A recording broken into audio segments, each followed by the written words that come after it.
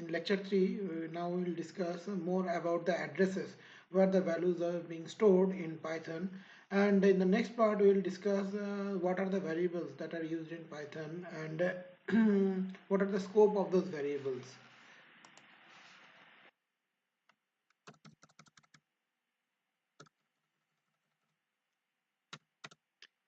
Now, let us consider a value. Suppose a equal to 10. So we know that the value will be shown over here.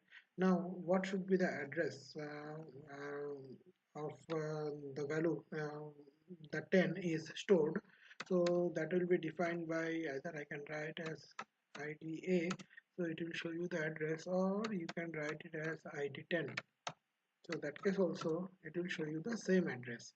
Now in case of Python, these types of addressing features are available in all the programming languages. Wherever you stored your value, that address will be shown to you. But Python has some distinctive features, like they use the memory much more efficiently than any other languages.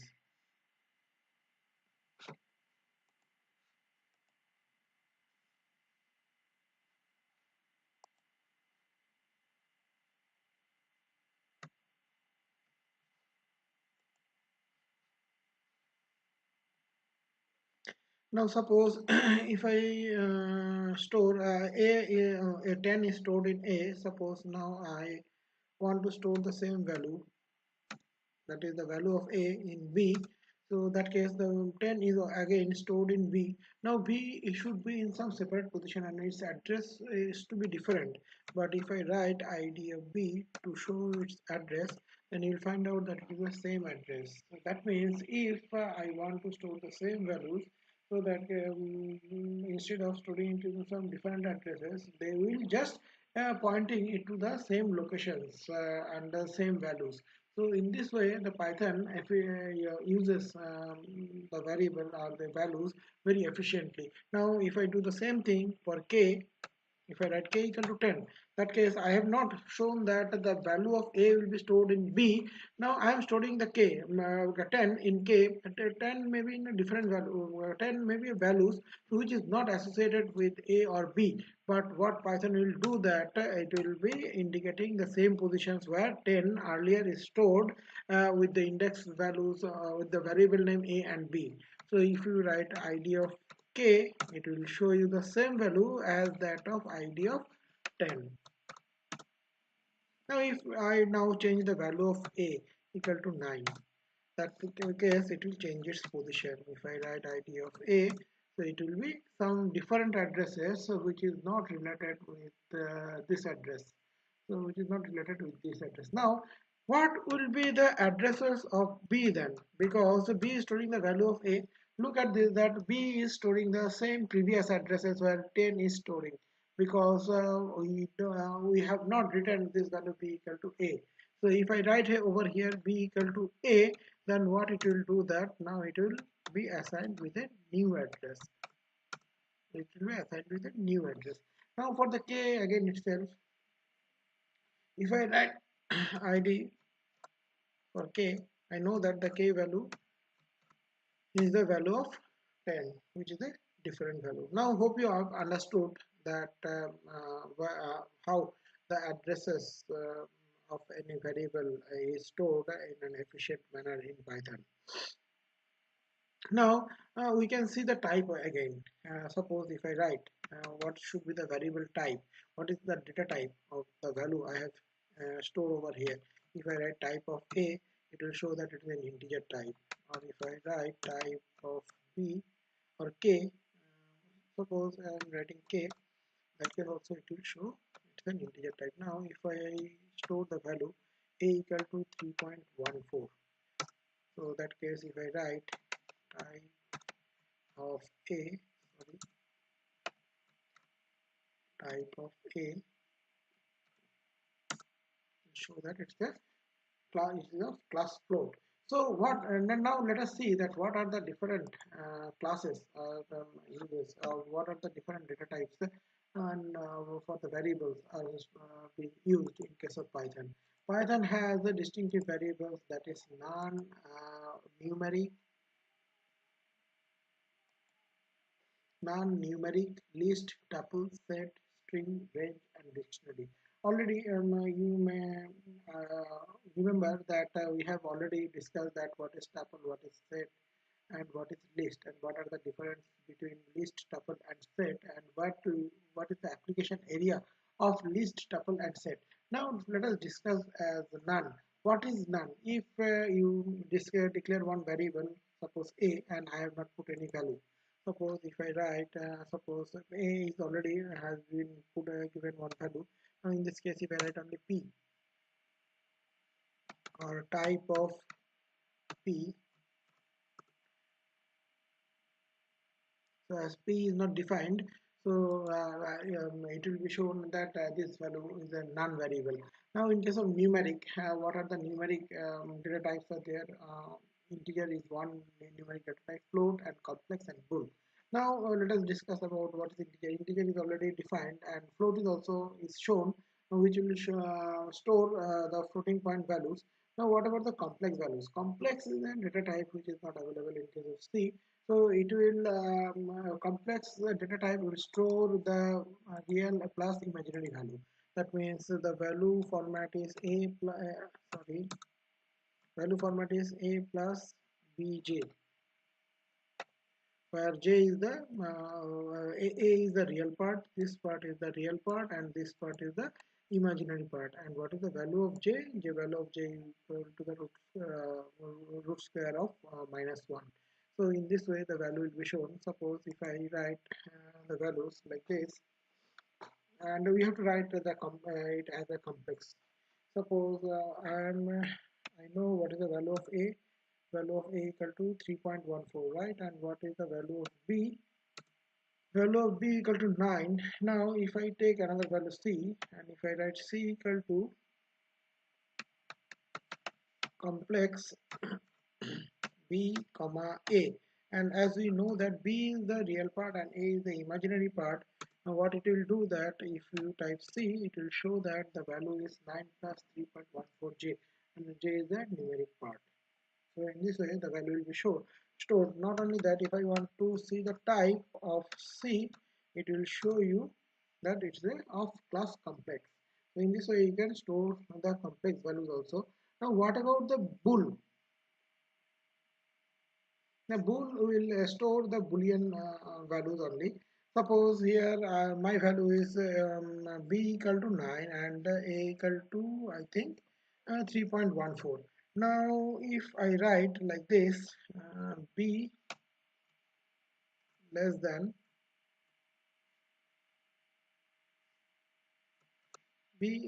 a. Now is this true? I think it is false. Okay. Now if I write this value as a bool equal to the value I have written, b less than a. That means it will store the boolean value, whether it is a true value or false value. Now it is storing only two values, either 0 or 1. If it is a true, then it will store the 1, and if it is false, then it will store 0. Now if I see that what happens, the value of bool, it is equal to false. Now if I write bool equal to a or b greater than a, now if it is the value, and you will find it as a true. That means either it will store the values as a 0 or 1 or true or false. Now in case of list, also already we have discussed which it store a list of values. Suppose if I write b equal to I think the list format is first bracket 12, 13, 14, 15,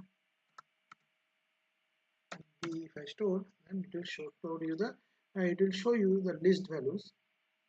And if you write type of b, or it's a tuple, sorry, the first bracket. Now if I give the values of c equal to,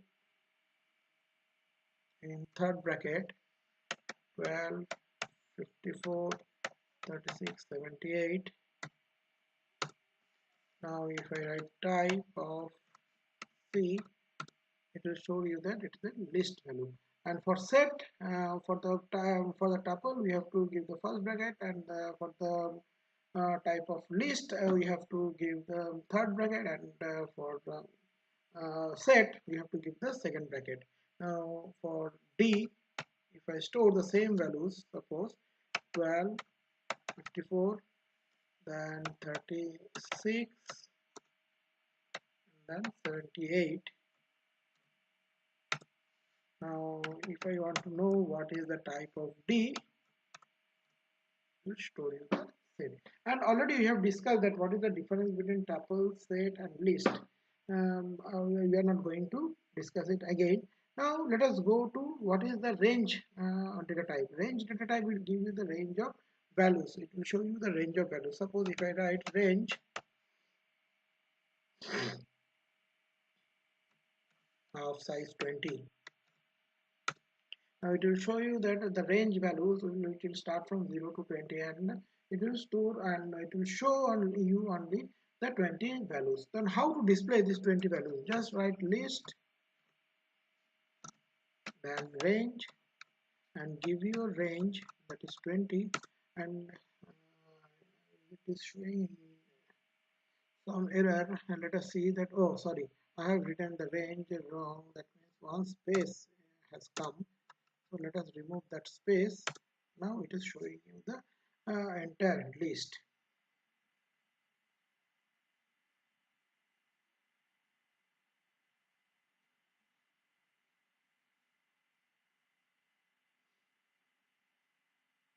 Now how to know the type? Just write type of range of 20. That's what I have defined, that it is a class of range. It will show you the class of range.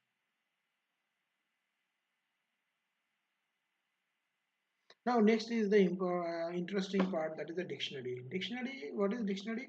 In case of dictionary, what they are doing, that whatever value you are storing, if you want to map that value with some index value or the key values, that case the dictionary will be helpful.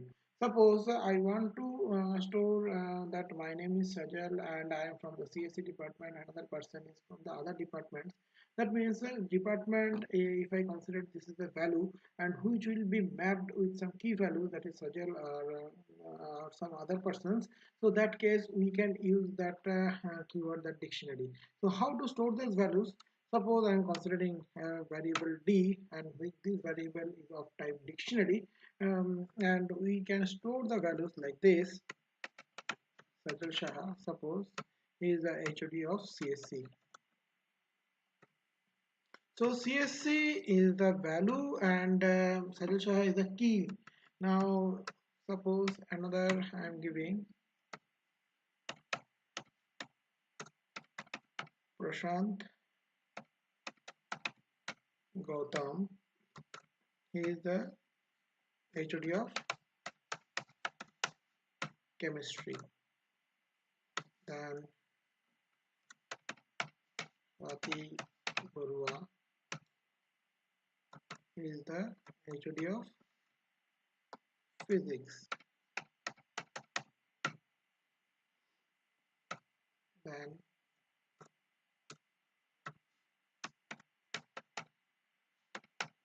Biju Datta is the HOD of math. So I have written the key values which are the department name, as well as which is mapped with the key which is mapped with the key values, that is the HOD name.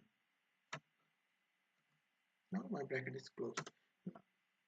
One syntax error I find out. Let us see that where is the syntax error has come. Okay, that within this chemistry and Shati Barua there should be one comma. I forgot to type this one. Okay, now it is okay. Now this D is stored. Now if I want to see that what is there in D, it will show you now what is its type. How do I know? Now just type D, it will show you that it is a class dictionary. Now how to, if I want to see only the key values, just write D dot keys, sorry, D dot keys. It will show you the key values, that is Sajal Shah, Prashant Gautam, Swati Barua. and Biju Datta. And if I want to know the D dot values,